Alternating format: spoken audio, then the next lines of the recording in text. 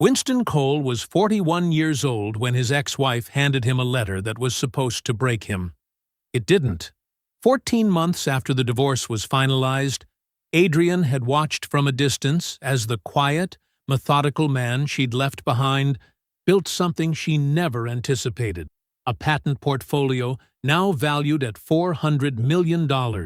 So she hired a new attorney, drafted a 12-page legal claim arguing she was entitled to a share of every dollar, and sent it by courier to his office like she still had leverage over him. Winston signed for it personally, carried it to his desk, read every page with a pencil in his hand, and when he reached the final line, the $60 million demand, the threat of protracted litigation, the assumption that he would fold quietly the way men like him always did, he burst out laughing. Not because it wasn't serious, because he had been waiting for exactly this moment. Because what Adrian didn't know, what she'd never known, was that Winston had already built something she couldn't touch. And what happened next would make sure she never tried again. Before we jump into the story, comment where in the world you are watching from and subscribe, because tomorrow's story is one you need to hear. The logo was the first thing he'd gotten right. Winston Cole stood in the parking lot for a moment before going in. Not because he needed to, but because he still liked the way it looked in the early morning light. Halcyon Composite Systems. White letters on a dark steel panel above the entrance. Clean. Heavy. The kind of sign that didn't ask for your attention. It just held it. He unlocked the front door at 7:15 a.m. The facility was quiet, the way big spaces are quiet. Not silent, but empty. The ventilation hummed. The overhead lights in the main bay flickered on one section at a time, as the motion sensors caught him walking the floor. His footsteps were the only sound. 12,000 square feet of manufactured precision, and right now it all belonged to the morning and to him. He went to the break room first. The coffee maker was a basic drip machine, nothing special. He'd bought it himself and left the expensive espresso suggestions from his operations manager politely unanswered. He measured the grounds the same way every time, filled the carafe to the same line, pressed the same button. While it brewed, he stood at the break room window and looked out at the floor through the interior glass. His floor. He was 41 years old. He owned this building, this equipment, this process, and the patent behind all of it. In 3 weeks, assuming the final terms landed where he expected them to land, he would sign the second major licensing agreement in Halcyon's short history, a defense contractor deal that would push the company's total valuation past $400 million. He poured his coffee and did not think about that number for very long. Numbers were mile markers, not destinations. The work was the destination. It always had been. He took his mug out to the main floor and walked it slowly, the way he did most mornings before the team arrived. Not inspecting, he had people for that, just present. The composite fastening components were racked in their trays along the east wall, each one the product of a process he had spent 6 years developing in a workshop not much bigger than his current break room. He had sketched the first real version of the patent concept on a yellow legal pad at his kitchen table in 2016, after a 12-hour shift at his then-employer's facility. He had been so tired his handwriting had slipped sideways across the page. He still had that legal pad. He walked past the fabrication bays, trailing one hand along the edge of a workbench without thinking about it. The building smelled like metal and composite resin and industrial cleaner. It smelled like mornings.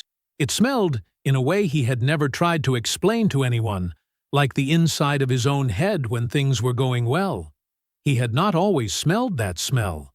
14 months ago, he had been sitting in a parking lot outside a mediator's office in Atlanta, hands on the steering wheel of a car he didn't particularly like, signing documents that ended a marriage he had believed in completely.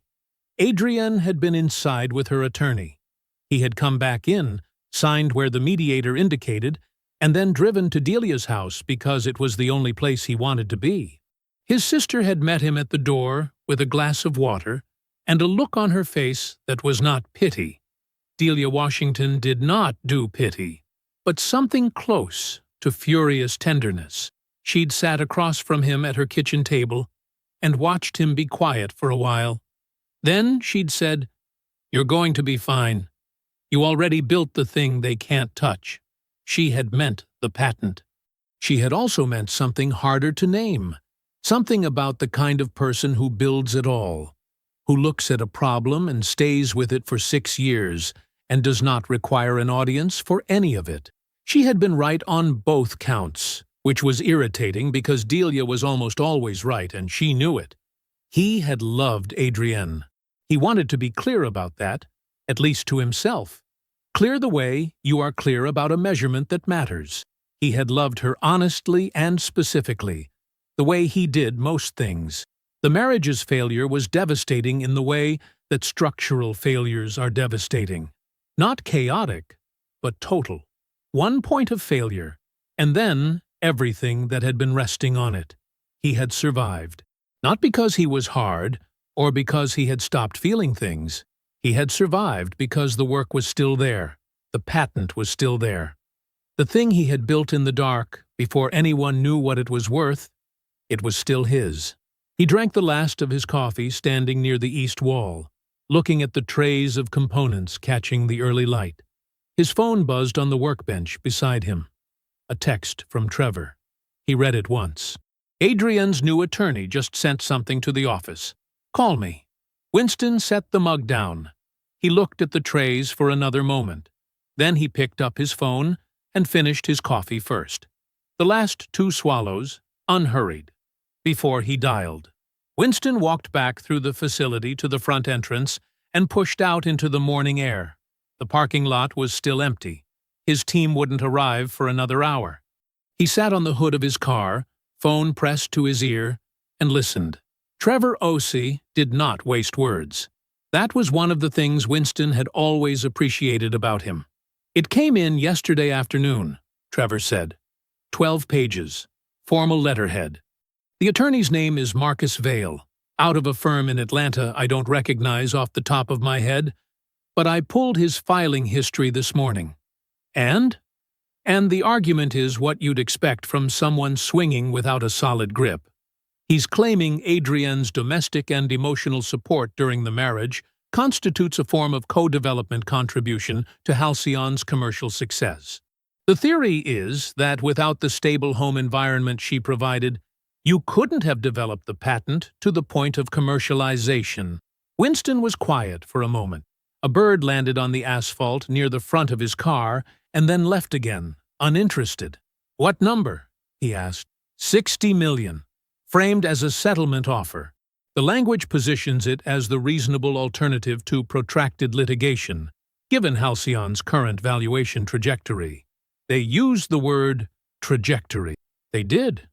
Winston looked at the Halcyon logo above the entrance. The morning light had shifted since he'd gone inside. The letters were fully lit now, no shadows cutting across them. "Who is Vail connected to?" he asked. There was a brief pause on Trevor's end. The kind that meant Trevor had already found the answer and was choosing how to deliver it. His professional history shows 4 prior cases with a similar structure. Post-divorce asset claims against recently successful entrepreneurs. All 4 settled quietly. The funding source on those cases isn't public record, but 2 of them share a name in the background documents. Trevor paused once more. Porter Hale. Winston didn't react. He let the name sit in the air the way he let most things sit, giving it room, measuring its weight. "Is Porter's name on this filing directly?" he asked. "No, not on the filing, but Vail's history doesn't leave much room for coincidence." "No," Winston agreed. "It doesn't." He told Trevor to messenger the letter to his office and ended the call. Then he sat for another moment on the hood of his car, still the way he always was when he was actually thinking hardest, before he dialed Delia. She picked up on the second ring. "I was wondering when you'd call," she said. Her voice had that particular quality it got when she was already 3 steps into something. Trevor texted me. Of course he did. Talk to me. He told her. All of it. The letter, the argument, the number, Vale's prior case history, Porter's name appearing where Porter's name had no business appearing, but appeared anyway, because Porter Hale had apparently never learned the particular cost of underestimating a quiet man. Delia was silent for a moment after he finished. He could hear the small sounds of her office, a drawer, a chair adjusting. Then she asked, "How do you feel?" It was not the question he'd expected from her. Delia Washington dealt in documents, in ledger lines and certified findings. She was not in the habit of asking how he felt. The fact that she asked now told him she already knew the answer and simply wanted to hear him say it out loud. "Like I've been waiting for this," he said. A brief pause. Then, with something that was almost satisfaction in her voice, "Good. Call me tonight." He slid off the hood of his car and went back inside. He had 3 things on his desk that needed attention before the letter arrived: a procurement review for the second licensing deal's expanded production phase, a facilities report his operations manager had flagged, and an email from the defense contractor's legal team confirming final term alignment on 2 outstanding clauses. He worked through all 3 in order, methodically, without rushing. He was in the middle of annotating the legal team's email when his assistant's voice came through the office intercom. "There's a courier at the front desk, Mr. Cole, asking for you personally." "Send him back," Winston said. The courier was young, maybe 23, carrying a flat envelope with a return address from Vale's Atlanta firm. He held out a digital signature pad. Winston signed, took the envelope, and set it on the corner of his desk. The courier left. Winston closed his office door. He sat down.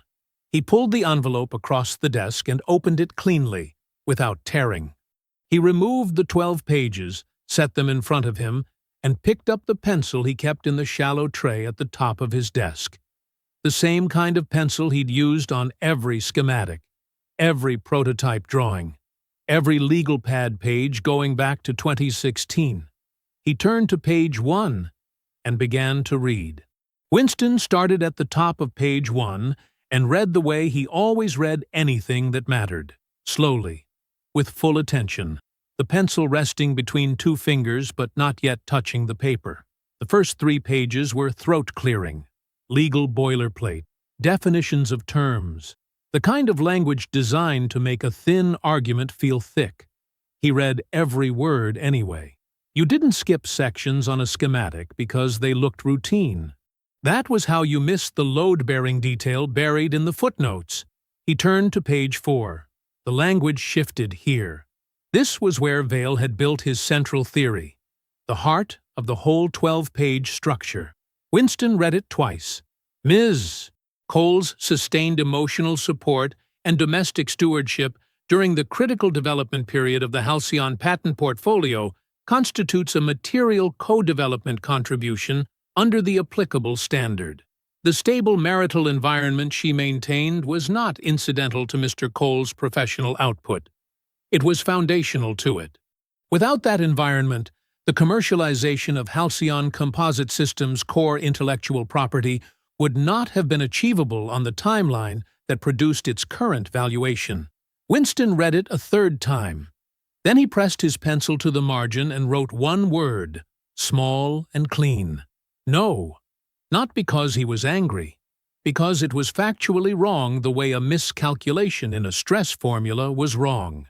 Clean error. Clear correction. He moved on. Pages 5 through 8 built scaffolding around the theory.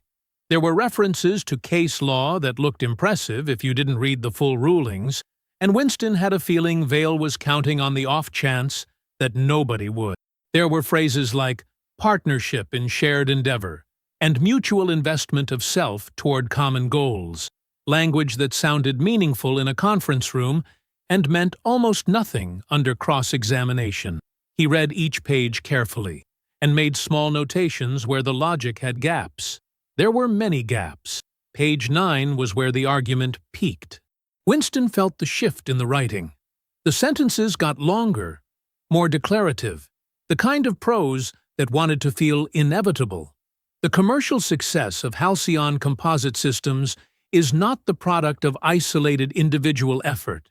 It is directly traceable to the marital partnership that existed during the core development and pre-commercialization phase of the company's growth. The shared sacrifices of that partnership, financial, personal, and emotional, form the equitable foundation upon which this claim rests. Winston drew a careful bracket in the margin, running the full length of the paragraph. Next to it, he wrote 4 words: "See original LLC filing date." Below that, he added, "See premarital asset documentation." Below that, "See fraud judgment." He moved through pages 10 and 11 without slowing. Vail had tried to anticipate the objections.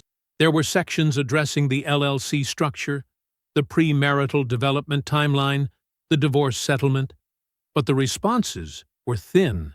They were written by someone who had read about Winston's documentation without fully understanding what it meant, like someone who had heard a bridge described but had never looked at the blueprints. Page 12.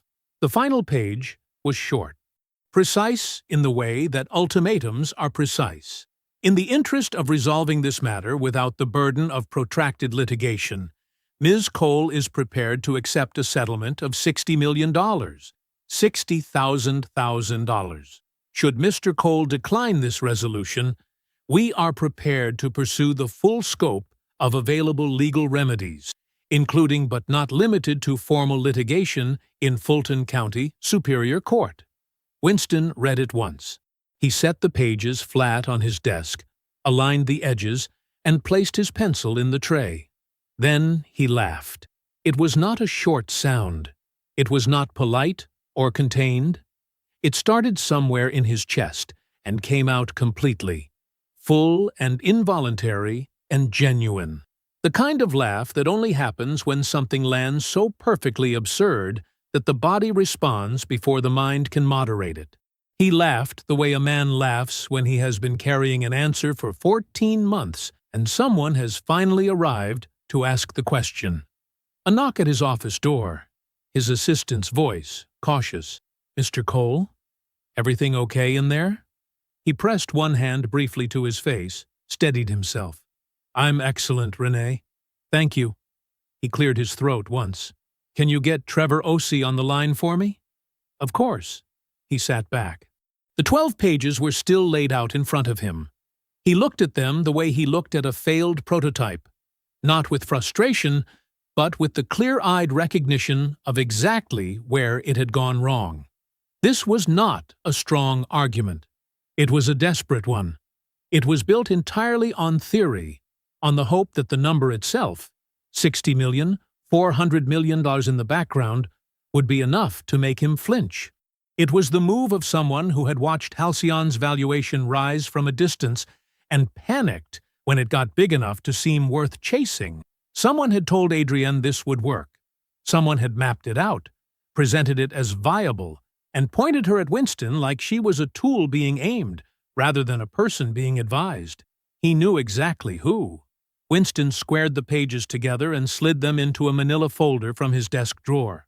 He took a black marker, pressed it to the tab, and wrote in his clean block lettering, "Halcyon vs. Cole. Response." He set the folder on the corner of his desk. Then he picked up his phone and called Delia. She answered on the first ring this time. "I read it," he said. "And?" "Both of them this time." The drive to Delia's office took 22 minutes.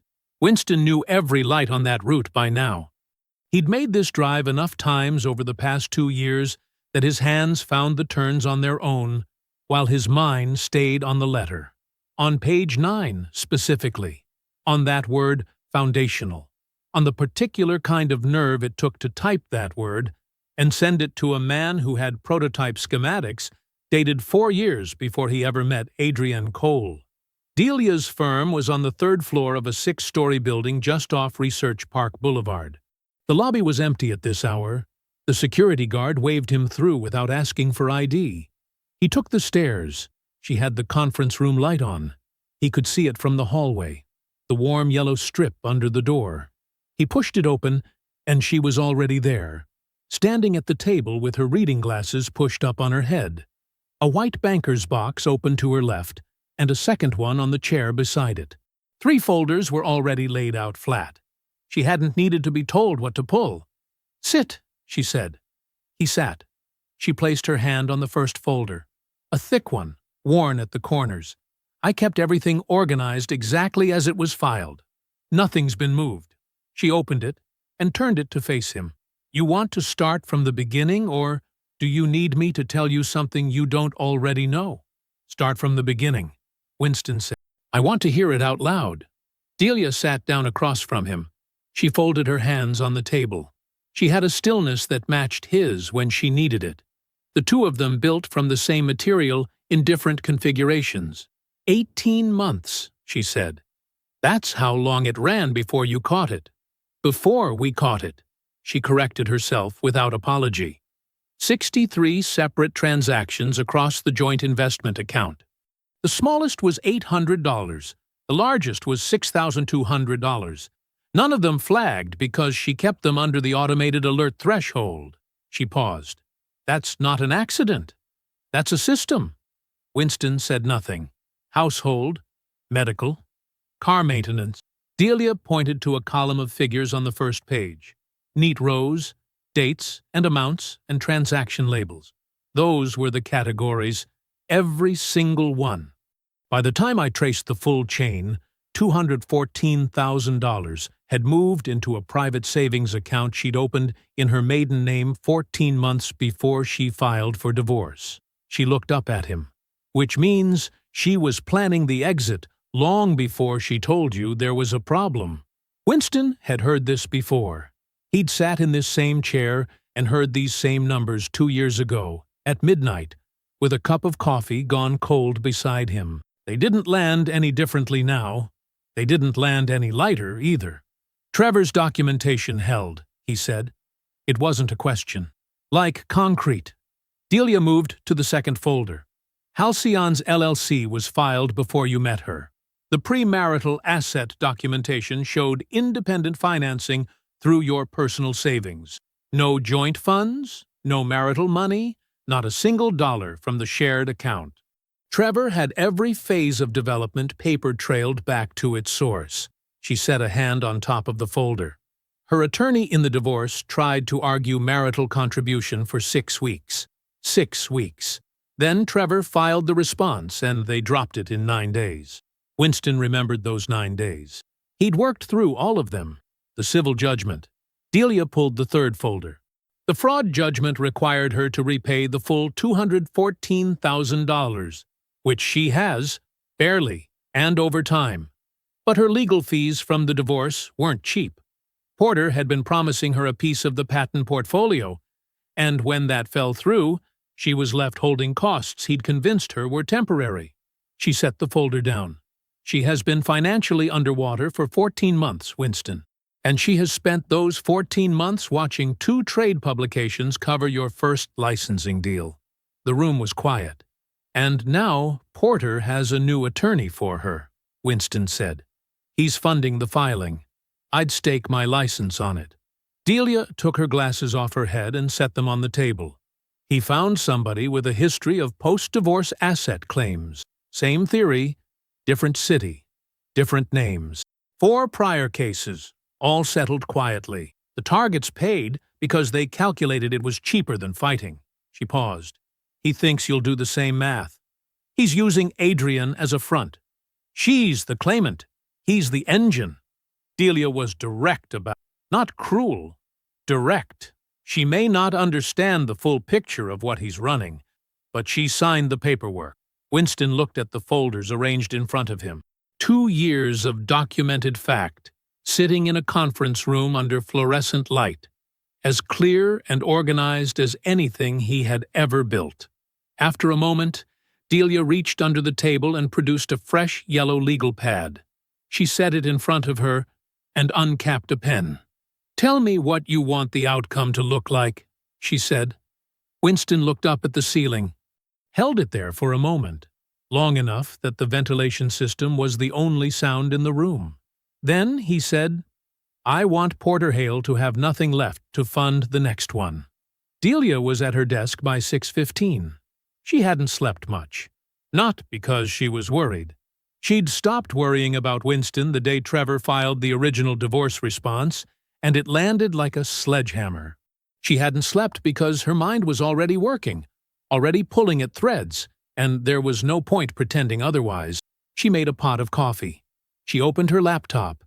She pulled up Porter Hale's name in 4 separate databases and started reading.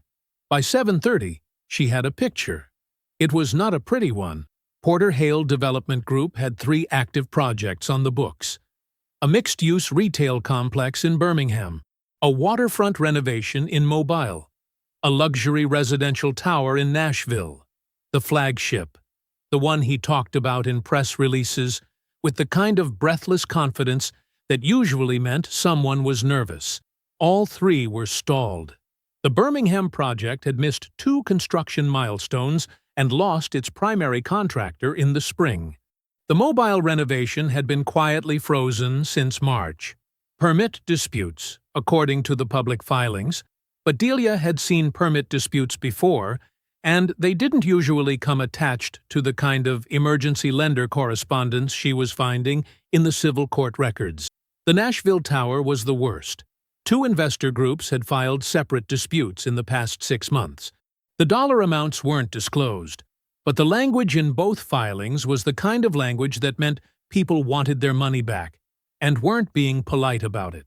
There was also a regulatory review. Quiet, still in its early stages, but real. The Tennessee State Financial Authority had opened a preliminary inquiry into the structure of the Nashville project's investment vehicles 8 months ago. Nothing had been charged. Nothing had been resolved. It was just sitting there, a lit fuse with an unknown length. Delia wrote the figure at the top of her legal pad. 8 months cash poor. Porter Hale was not a predator operating from a position of strength. He was a man standing in a building that was on fire, looking for the nearest door. She found the fee arrangement in the 3rd hour. It took some digging.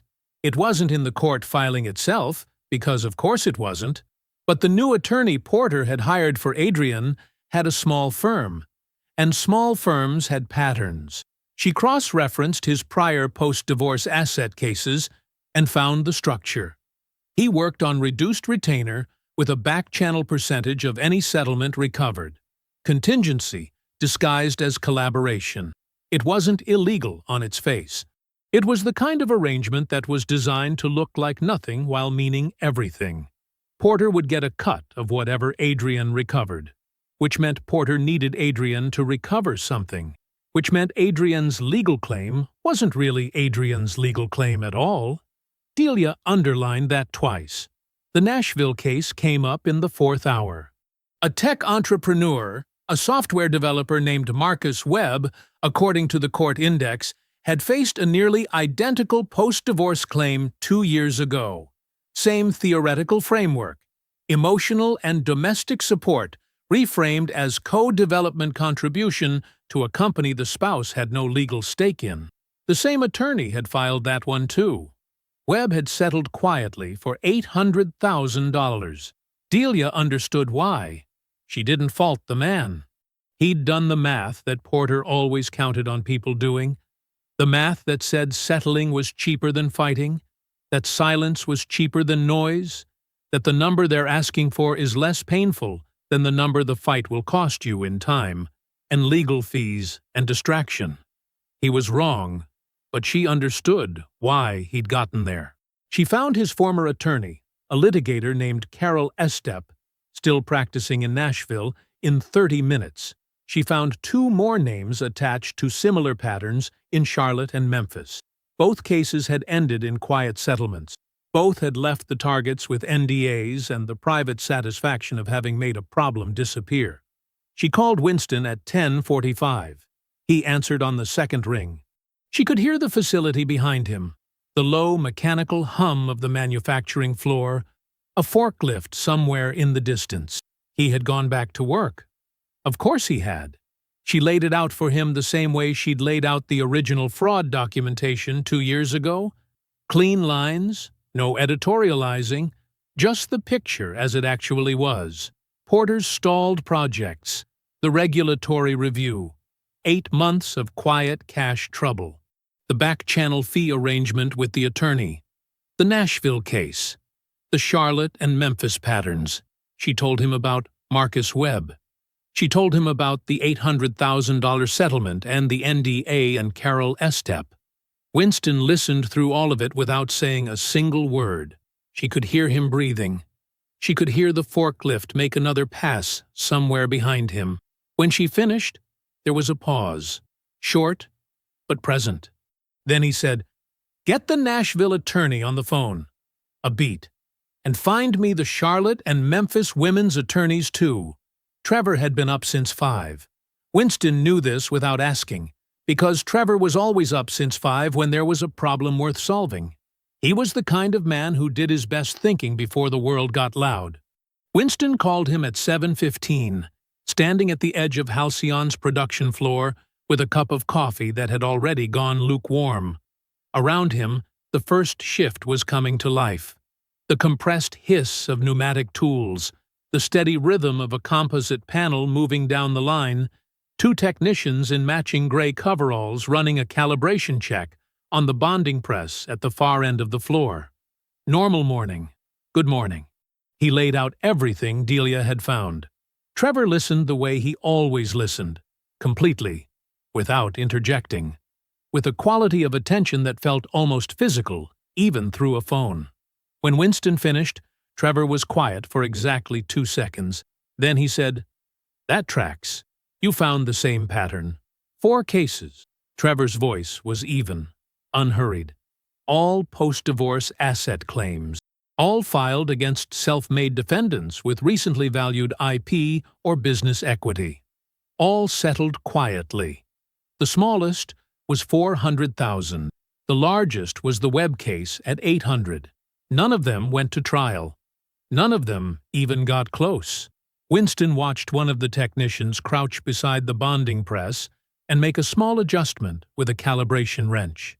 Clean, practiced motion. He's never had someone push back. Not once. His entire business model depends on defendants doing the same math he expects them to do. Trevor paused. "You doing that math?" "No." "Good. Then here's where we are." They worked through it together the way they always had. Not one person explaining to the other, but 2 people thinking out loud inside the same frame. Trevor had the legal architecture. Winston had the strategic picture. Between them, the plan took shape in about 20 minutes. The response filing would be substantial. Trevor was already building it. 40 pages, minimum. It would include every piece of original documentation. The Halcyon LLC filing date, the pre-marital savings records, the independent financing chain that proved not $1 of marital money had ever touched the patent's development, the prior divorce settlement, the civil fraud judgment. And now, thanks to Delia's overnight work, documentation of the attorney's coordinated history with Porter Hale, the back-channel fee arrangement, the pattern across 4 cities, the structure of a playbook that had never been written down but could absolutely be proven, a formal counter-complaint for coordinated legal harassment, a referral to the State Bar's Professional Conduct Board. But before any of that was filed, they needed Thursday. "The press release," Winston said. "Already drafted," Trevor said. "I'm looking at it now." Halcyon Composite Systems approaches 400 mm valuation milestone. Second licensing agreement with defense sector partner expected to close Q4. Clean, factual, sourced correctly. I can have it ready for release tomorrow morning. Thursday morning, Winston said. Not Wednesday. Trevor was quiet for a moment. So Porter reads it over breakfast. Porter reads it over breakfast before his investor meeting. Winston took a sip of lukewarm coffee. He sees the number confirmed in print. He calls Adrienne and tells her the pressure is maximum. He tells her, "I'll settle to make this go away quietly before it becomes a distraction from the closing." And while he's feeling maximum pressure, He makes maximum mistakes. A pause. Winston could hear Trevor setting something down on his desk. A pen, probably, or a coffee mug. "What about the investor?" Trevor asked. Winston had already spoken to Delia about this that morning, before he'd left for the facility. She had pulled up the pension fund manager's name from Porter's investor documentation. A man named Gerald Pruitt, who ran a mid-size pension fund out of Nashville and had been, according to 2 public statements in the past 4 months, actively seeking clarity on the regulatory review attached to Porter's stalled tower project. Delia hadn't needed Winston to explain the logic. She had already understood it. She would not call Pruitt unsolicited. She would not volunteer information. But Pruitt had already made 2 formal inquiries through the regulatory review process, which meant he was looking. Which meant if the right person happened to be reachable, a forensic accountant who had prepared a financial summary as part of a related civil matter, a summary that was technically a matter of record, and if Pruitt happened to ask the right questions, she would answer them honestly. She would not lie. She would not exaggerate. She would simply make available at Gerald Pruitt's direct request information he already had every right to see. "Delia handles Pruitt," Winston told Trevor. "Her call, her judgment on timing. She knows what she's doing." "She always does," Trevor said. Thursday morning arrived cold and clear. The press release went out at 7 a.m. By 7:20, Winston's phone had already accumulated 11 notifications, trade publication alerts, 2 LinkedIn messages from people he barely remembered, a text from Delia that said only, "There it is." He opened the headline once. Halcyon Composite Systems approaches 400 millimeters valuation. Founder Winston Cole's patent portfolio reshapes aerospace manufacturing sector. He read it. He set the phone face down on his desk. Then he picked up his pencil and went back to work. Porter Hale read the headline at 7:43 a.m. He was sitting at the kitchen island in his Buckhead condo, still in his bathrobe, a half-eaten plate of eggs going cold beside his laptop. He read the headline twice. Then he smiled, the wide, easy smile of a man who believed the world was still arranging itself in his favor. He called Adrienne before his coffee finished brewing. She picked up on the second ring. He could hear in her voice that she hadn't slept well. "You see it?" he said. "I saw it. That's our number, Adrienne. 400 million, confirmed in print, sourced and dated." He stood up from the island, pacing now, the bathrobe belt trailing behind him. His own press release. "He just handed us the valuation argument on a plate." Adrienne was quiet for a moment. "Or he handed it to himself." "What does that mean?" "It means he knew exactly what he was doing when he released it." Her voice was careful, measured. "Winston doesn't do anything without a reason, Porter. He never did." Porter made a short, dismissive sound. "He's trying to look confident. That's what people do before they fold. They puff up. He's hoping the number scares us off." "He doesn't scare people off," she said. "That's not how he operates." "Adrienne." Porter's voice shifted, patient, the way someone is patient with a person they think is being slow. "I have done this before. I know what a man looks like when he's protecting an asset he can't afford to litigate. That number means his attorneys cost more. That number means every week in court is a week he's distracted from closing his deal. He will settle. The math says he settles." She didn't answer right away. 14 months. That was how long she had watched from a distance.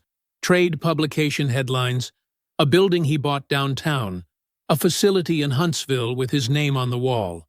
14 months of stillness that had never once looked like weakness, no matter how hard she'd tried to read it that way. "He's not going to settle," she said quietly. "Trust the process," Porter said. "I'll call you after the meeting." He hung up before she could respond. The investor meeting was at 2 o'clock, in a conference room on the 14th floor of a glass office building in Midtown Atlanta. Porter arrived 7 minutes early, which he considered a power move. He had his presentation loaded, his talking points memorized, his handshake ready. Gerald Pruitt arrived exactly on time. He was a compact, gray-haired man in a dark suit, with the careful stillness of someone who had spent 40 years watching other people's numbers and learning to tell the difference between a projection and a fact. He shook Porter's hand. He sat down. He opened a leather portfolio on the table in front of him. He did not look at the presentation. "Before we begin," Pruitt said, "I want to ask you about the Meridian Tower Regulatory Review." Porter kept his expression steady. "That review is an administrative process, standard for a project at that scale. We're fully cooperative, and we expect resolution." "I've received a forensic accounting summary," Pruitt said, "prepared as part of a related civil matter. It details the capital flow through the Meridian project over the past 14 months. He turned a page in his portfolio. "I have some specific questions." The questions took 40 minutes. They were not hostile. They were worse than hostile. They were precise. Each one arrived with a document number attached, a date, a figure. Porter answered what he could. He deflected what he couldn't. He watched Gerald Pruitt write notes in small, careful handwriting and felt the room temperature drop with every page the man turned. At 3:22 p.m., Pruitt closed his portfolio. "We'll be placing our stake in Meridian Tower under formal financial review, pending resolution of the regulatory findings," he said. "Our legal team will be in touch with yours by end of week." Porter drove down 3 levels in the parking garage before he stopped the car. He sat there for a long moment in the low concrete dark. Around him, the structure's fluorescent lights flickered at uneven intervals. His own reflection looked back at him from the rearview mirror, tighter around the eyes than he'd expected. He called Adrienne from a number she didn't recognize. She answered, cautious. "Hello? It's me." His voice was different now. The easy, rolling confidence from the morning was gone. What was left was careful, controlled in the way things are controlled when they are close to not being controlled. The meeting ran long. Adrienne heard it immediately, the thing underneath his words. "What happened?" "It's complicated," he said. "It's manageable. I just need you to not say anything in writing right now. About any of it, okay? Don't put anything in an email. Don't text the attorney." She felt something cold move through her chest. "Porter." "It's fine," he said. "Trust me." She didn't say anything. He hung up. At 9:17 that same evening, Trevor filed Winston's formal response. 44 pages. Clean, precise, and complete. Adrienne's attorney called her the next morning at 8:50. His voice was different too. Careful in a way it hadn't been when he'd first taken the case. Back when Porter had framed this as straightforward, as certain, as a pressure campaign that would resolve itself in 60 days, with a wire transfer and a signature. "I've reviewed the response filing," he said. "All 44 pages." She waited. "The premarital documentation is airtight. The independent financing chain is fully evidenced. The prior settlement and fraud judgment are both cited." A pause. "But what I need to discuss with you right now is the counter-complaint." "Okay," she said. "It alleges coordinated legal harassment. It includes documentation of a pattern, 4 prior cases, including a Nashville filing 2 years ago that is nearly identical to yours, page for page." His voice dropped slightly. "Your name is attached to a coordinated scheme, Ms. Cole. Not Porter Hale's name. Yours. That creates serious exposure for you personally, independent of what happens to anyone else in." Adrienne sat very still at her kitchen table. Outside, a car moved slowly down the street. A dog barked twice and went quiet. "I need to know," her attorney said, "before I can continue representing you, how involved is Porter Hale in the funding and strategy behind this filing?" The question sat in the air between them like smoke. Adrienne did not answer it. Not yet. Adrienne called Porter the moment she set her phone down on the kitchen table. It rang 4 times, then voicemail. She hung up without leaving a message. She sat with her hands flat on the table and looked at the wall. She waited. She made coffee she didn't drink. She folded laundry she'd already folded the day before. She stood at the kitchen window and watched a neighbor walk a small brown dog around the corner and disappear. 2 hours and 11 minutes after she first called, her phone buzzed. A number she didn't recognize. Again. She answered anyway. "It's me." Porter's voice was quiet, clipped. The loose, rolling ease she'd first found so convincing had been replaced by something tight and mechanical. "Why are you calling from a different number?" she asked. "Doesn't matter. Listen." "No." The word came out calm. She surprised herself with how calm it was. "You listen. My attorney just told me my name is attached to a coordinated harassment complaint. Not your name. Mine. That's how these filings work. It's procedural. It doesn't mean—" "What happened at the investor meeting, Porter?" A pause. Short, but she felt the full weight of it. "It's complicated right now." "Is your project under review?" "There's a process underway. It's manageable. I need you to not put anything in writing. Not to me, not to the attorney, not to anyone. Just sit tight and let me—" "Does my name appear in the coordination documentation they filed?" she asked. "The 44 pages. Am I in there?" She heard him breathe. That was all she needed. "I have to go," she said. She ended the call and set the phone face down on the table. She didn't sleep that night. She lay in bed with the ceiling above her and no version of Porter's voice in her head to rearrange the facts into something more bearable. For the first time in months, there was no framing, no strategy, no reassurance delivered with that warm, rolling confidence that had made everything feel like a plan rather than a gamble.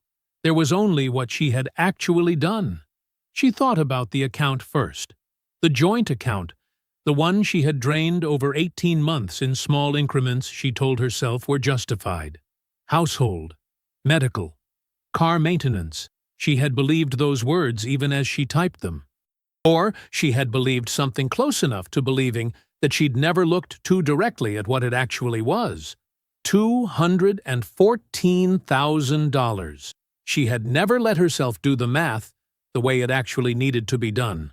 Porter had always redirected her before she got there. To the bigger number. To what she was owed. To the argument that Winston's success proved the marriage had value she hadn't been compensated for. He made it sound like accounting. Like she was simply collecting an outstanding balance.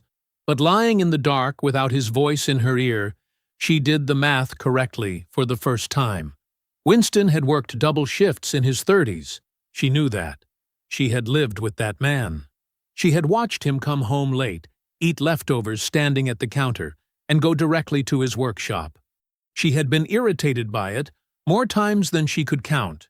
The quietness of it, the unglamour of it, the way his ambition looked so different from what she thought ambition was supposed to look like. That money was not a marital surplus. It was not a shared investment she'd helped build.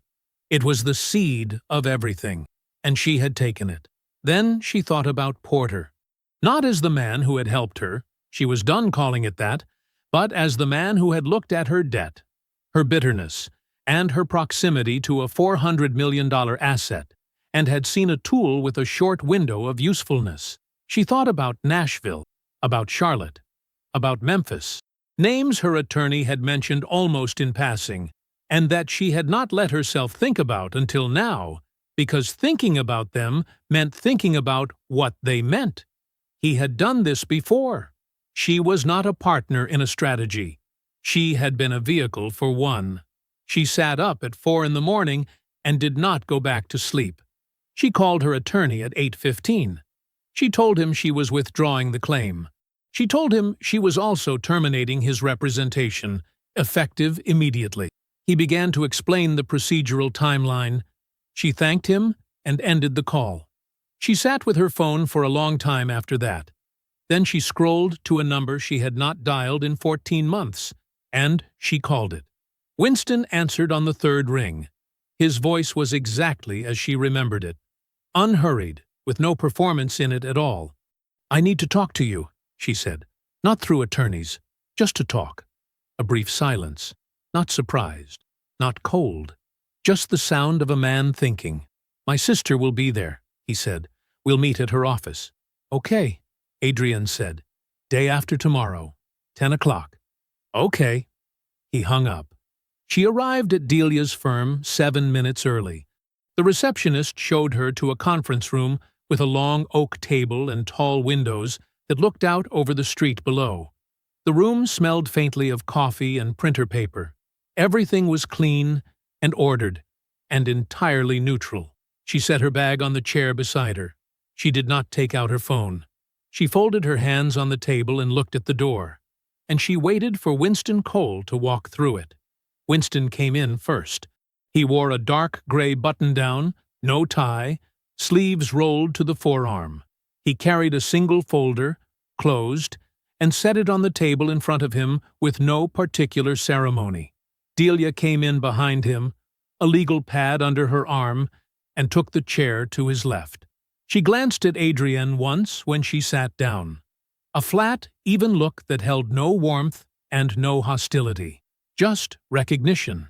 Neither of them said good morning.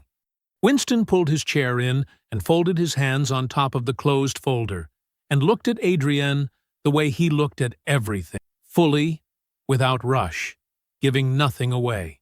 The ventilation system hummed above them. Adrian looked down at her hands for a moment, then back up. "I withdrew the claim yesterday morning," she said. "I know you know that already." Winston said nothing. He simply waited.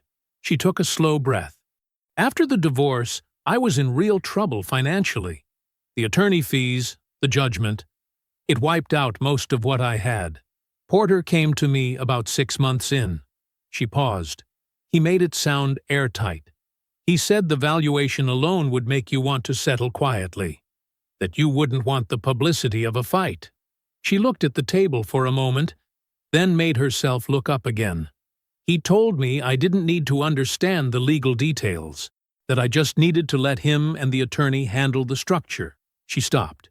"I chose to believe that," she said. I'm not telling you that to excuse it. I'm telling you because I think you deserve to know that I understood more than I pretended to. I just didn't look at it straight. Because looking at it straight meant understanding what I was actually doing." The room was very quiet. Winston had not moved. He had not written anything. He had not glanced at Delia, or the folder, or the window. He had simply listened to every word she said, with that quality of attention she had once found comforting, and now found impossible to read. When she finished, he was quiet for a moment longer. Then he opened the folder. He did not look at the pages inside. He looked at her. "The $214,000, he said. His voice was even, unhurried. "I want you to understand what that money actually was." She didn't move. "I worked double shifts from 31 to 37, he said. 6 years. I lived in a one-bedroom apartment for 4 of those years, and I ate the same rotation of meals every week because it was cheaper. Every dollar I didn't spend on living went into an account that I did not touch." He paused. "That money funded the first Halcyon prototype, the materials, the lab time, the filing fees on the original patent. That account was the reason Halcyon exists." He let that sit. "You didn't take money from a joint account. You tried to take the origin of everything I built." Adrian's jaw tightened. Her eyes stayed steady, but something behind them shifted. "I'm going to tell you 2 names, Winston said. "Charlotte, North Carolina. Memphis, Tennessee." He said both cities clearly, without rushing. Porter ran the same play in both cities. Different women, different assets, same structure, same attorney arrangement, same promise that the target would settle quietly. He watched her face. He saw the exact moment she understood. It moved across her expression like a shadow. Not surprise, exactly. More like the final confirmation of something she had been refusing to fully form. "You weren't a partner in a strategy," Winston said. You were the instrument of one. You had a prior fraud judgment on your record, and a credible legal standing as an ex-wife. That's what he needed. That's why he came to you. Adrian looked down at the table. I'm not responsible for what the counter-complaint means for your record, Winston said. I'm not responsible for what Porter's firm collapsing means for the money he owed you. Those are the outcomes of choices you made. You had full information available to you at every point. You chose not to look at it. That was yours. He closed the folder. I'm done now, he said. He stood. Delia was already on her feet beside him, legal pad tucked under her arm. She did not look at Adrian again. Winston picked up the folder. He pushed his chair in cleanly. He walked to the door, held it for Delia, and followed her into the hallway, without looking back. The door swung shut behind him with a soft, final click. Adrian sat alone at the long oak table. The tall windows let in a pale, even morning light. Below on the street, cars moved, and people walked, and the city continued with complete indifference to anything that had just happened in this room. She did not move for a long time. In the elevator, Delia stood to Winston's left. The doors slid closed. The car began to descend. Delia glanced at him. He was looking straight ahead at the brushed steel doors, his expression the same as it had been in the conference room. Quiet, settled, entirely his own. She didn't ask him how he felt. She already knew. Porter Hale's development firm entered receivership on a Tuesday. There was no dramatic announcement, no press conference.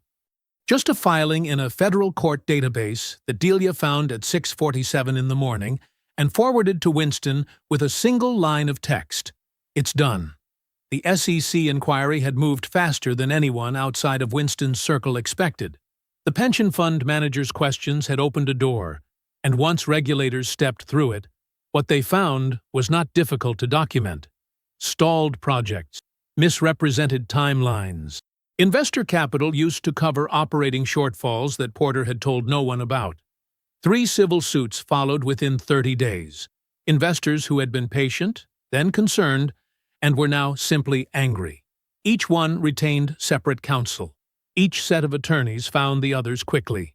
The last significant project Porter had been counting on was frozen before the ink on the receivership filing was dry. The counter-complaint moved forward on its own track. Trevor handled it with the same unhurried precision he brought to everything. The new attorney, the one Porter had funded, the one who had filed the claim against Winston, received a notice of professional conduct review from the state bar within 6 weeks of Trevor's response being filed. He cooperated. He cooperated thoroughly and quickly, the way a man cooperates when he has calculated his options and found them limited. His cooperation put Porter Hale's name on the record in language that was specific, documented, and permanent. Back-channel fee arrangement, coordinated filing strategy, prior history in Nashville, Charlotte, Memphis. The Nashville settlement was reopened. The entrepreneur who had paid $800,000 to make the problem disappear, who had signed an NDA and gone back to his life and tried to forget the whole thing, now had an attorney reviewing his options. The Charlotte and Memphis women's attorneys issued a joint statement. It was 3 paragraphs. It was enough. Porter's name was now attached, in public record, to a documented pattern, not an allegation, not a rumor. A pattern with case numbers and dates and the names of cities. He had nothing left to fund the next one. Adrian's consequences arrived more quietly, but they arrived completely. The counter-complaint filing was part of her legal record now. Future professional licensing applications and pharmaceutical sales required disclosure of pending civil action. She retained a new attorney, chosen carefully this time, without anyone else's guidance, and began the process of understanding exactly what she owed, and to whom, and for how long. She was not destroyed, but she was diminished in a way that did not fade quickly, and she understood, in the honest hours of the morning when there was no one else's framing available to her, that she had done it to herself. Porter had handed her the matches. She had struck them. That distinction had stopped mattering to her sometime around the afternoon. She sat alone in Delia's conference room and listened to the ventilation system hum. Porter called her one more time, a number she didn't recognize. She picked up by accident, heard his voice begin to form her name, and ended the call without a word. She never picked up again. 16 months after the conference room, Halcyon Composite Systems' second licensing deal closed. The headline ran in 2 trade publications by 9 a.m. Halcyon Composite Systems reaches 400 million valuation milestone. Founder Winston Cole's patent portfolio reshapes aerospace manufacturing sector. Winston was on the production floor in Huntsville when his phone lit up with Trevor's text. Just a link and nothing else, which was exactly how Trevor communicated good news. Winston stopped walking and read the headline once, all the way through. Then he put the phone in his pocket. 40 feet away, a composite component was coming off the line. His process, the one he had first sketched on the back of a legal pad in a one-bedroom apartment at 2 a.m. 12 years ago, when the concept was still just a theory he was too tired to stop believing in. He walked back over and watched it come through. He picked it up once it cleared the line, the weight of it, the fit of the tolerances, and set it down in the inspection tray. He had a house now. A real one, with a workshop twice the size of any he had worked in before. The tools were organized the way he liked them. The lighting was right. He had designed the space himself, on graph paper, before he hired anyone. He called Delia every Sunday. She answered on the first or second ring every time. He slept well. He had been sleeping well for longer than he bothered to track. That evening, Winston sat at his workshop bench. Same posture as the first morning at Halcyon. Shoulders easy, weight settled, fully present in the only way he knew how to be. The shop light threw a clean yellow circle across the bench. Outside, the neighborhood was quiet. A dog barked once, somewhere down the street, and then it was quiet again. He picked up a pencil. He pulled a fresh sheet of paper toward him and looked at it for a moment. Then he began to draw. Across the room, in the second drawer of the filing cabinet, the annotated letter sat in a folder labeled Halcyon v. Cole. Response. He had not opened the drawer since the day Trevor filed the response. He did not think about it now. It was never really about the letter. It was about knowing, long before she did, exactly what it was worth. I hope you enjoyed that one. Be sure to like the video and subscribe so you don't miss the next story. I've picked out 2 more for you that I think you'll really like.